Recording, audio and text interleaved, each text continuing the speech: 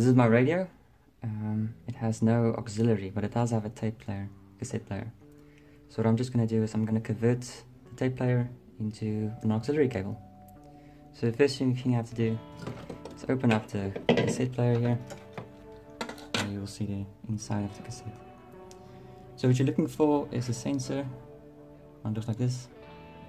This one I found on the upside, but sometimes it does go on the downside.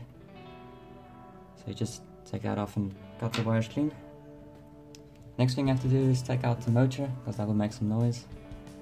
If you don't do that, you will have a lot of noise as you have the auxiliary cable. For our auxiliary cable, we just use a normal pair of earphones. Just go ahead and cut off the ends, and you have 2 wires. And the thing with these wires, they're actually sprayed with a coating, a plastic coating, so you have to take that off. The best way to do that is by using a blowtorch and just melt off the ends.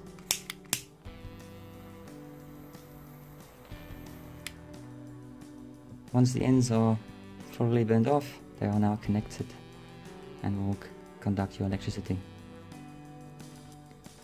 So now what we do is we connect the one part to all those 3 wires in the end, which will conduct your sound, and the other one to your groundedness.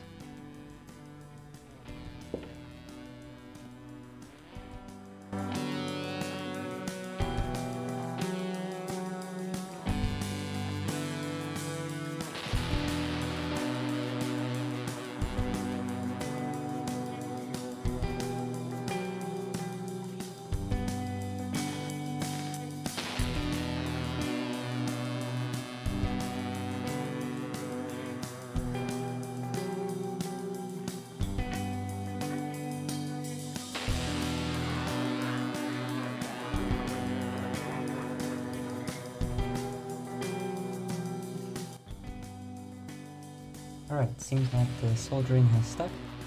Next thing to do is to isolate it. Just isolate the wires, some isolation tape. Okay, now we have isolated the wires.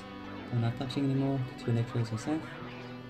Next thing to do is turn on the radio and see if it works. So we plug it in, play your audio, and you should have your auxiliary.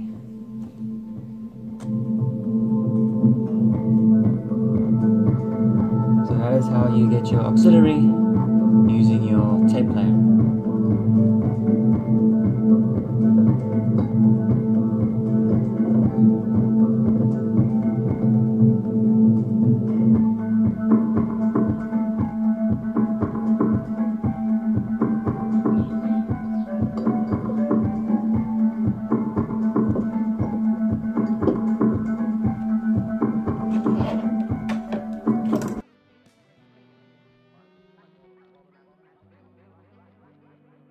Now, what we do now is add a hole to the door for your auxiliary cable, so it would look nice and neat.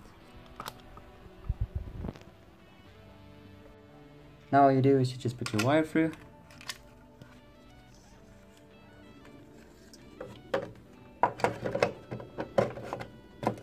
You can carefully close it, and there you have your auxiliary cable for your radio.